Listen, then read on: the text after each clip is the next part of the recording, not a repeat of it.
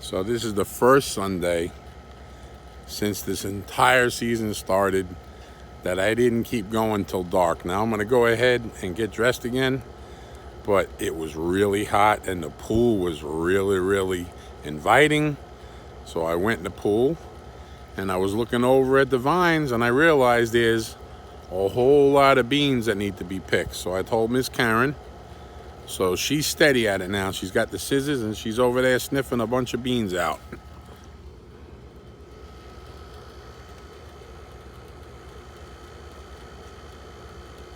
I see so many of them.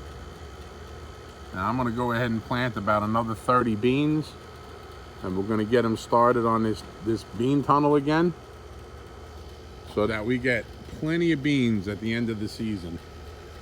I don't know, we planted them down both sides, but they didn't all come up. So maybe we'll plant them in some little cups, and when they get rolling, we'll get them in the ground. Yeah, ever since I saw that bean tunnel on the Appalachian Homestead, you know, Patara's bean tunnel, we had to have one, so we made one last year. Now, our beans are not, no way are they fully taken over the tunnel. But my wife's got a nice little basket, and it's just the beginning of July. So I'm guessing by the end of July into August, this thing is going to be covered. I remember she was walking through there picking a 5-gallon bucket full of beans. All right, Mrs. D, show me what you got.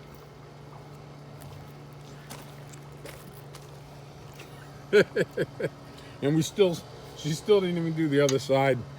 She's gonna take a break and me and Anthony will get the rest of them. Last year we had corn, a couple of them fell over and we tried to stake them up. This year we got a couple of long rolls. We have about 50 corn plants.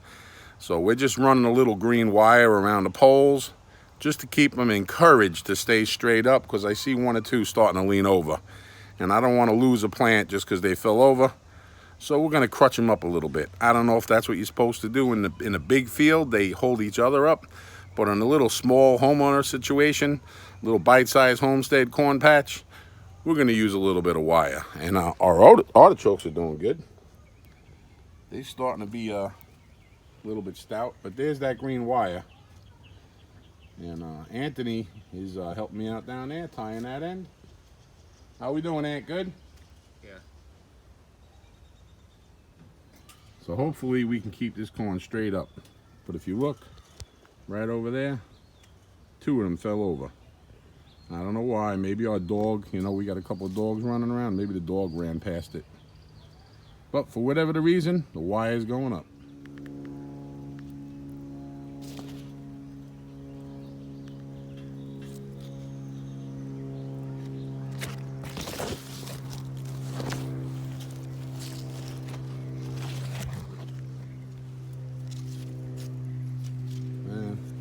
We got clusters of these Roma tomatoes.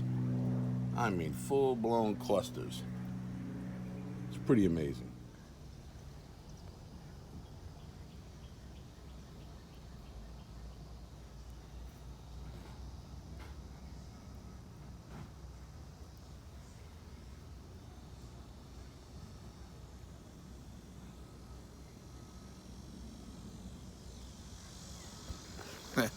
It's been a week since I put my first batch of basil seeds out. So the purple basil and the green basil and the purple opal and the green basil, all kinds of little baby plants popping up. I'm just sitting here staring at them. It is so relaxing. I don't know if that's a cicada, but you know, the birds are chirping. I'm in a shade. I've done watering my plants. We were just getting ready to feed the box turtles, and I look over and there's some baby plants, little baby basil plants. And it makes me as happy as the first time I've ever grown anything. I don't know, just something about it. I went to get in my truck and I forgot. I had a bunch of tomatoes in my pocket. You know, they're just starting to turn red, so that's my Fountain Inn Sweet Grape. And I can tell you right now, we are going to have thousands and thousands of these tomatoes this summer. Each plant's got to have 150 to 200 on it right now, and they're still flowering, and they're still growing straight up. They're towering. Those plants are 7 feet, plus we got them raised in the beds. That's 10 feet. I'm not really sure how we're going to pick them. I'm going to have to invent some kind of a cup on a stick. But I'll tell you what, we're going to have a lot of them, and they're delicious, and they're sweet, and I'm going to squeeze the seeds out of hundreds of them. And I don't really have to worry about cross-pollination because I still have not seen one single bee, not one honeybee. There's not been one single honeybee in my entire backyard so far this season. I don't know what's going on, but something's going on.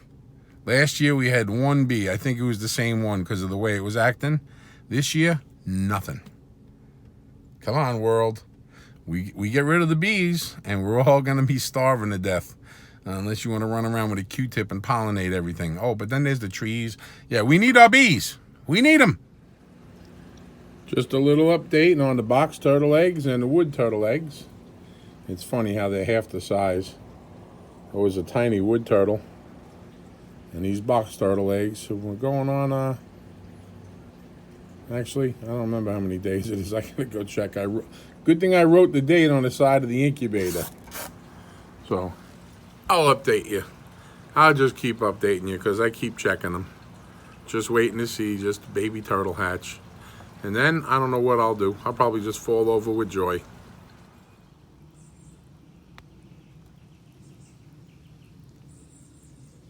Itty bitty radishes coming up already. Oh, and look. The ants, they're not happy.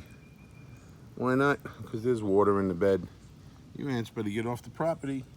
Because Rain Rudy is going to keep on raining on you until you leave. No poison, growing food. You know what that is? That's when the little tiny tomato plant didn't get the memo. And all the other plants, they growing. But that little guy decided, I don't need to grow. I'm making tomatoes now. He's our little mafia tomato plant. He's doing what he wants to do. I just hoofed it in from the backyard. Had to get my granddaughter to karate. But I just wanted to show everybody. Miss Karen surprised me. Then we have our first little jars of green beans that she picked the other day. And she canned, looks like 8 pints. So right now, I'm feeling kind of excited about that.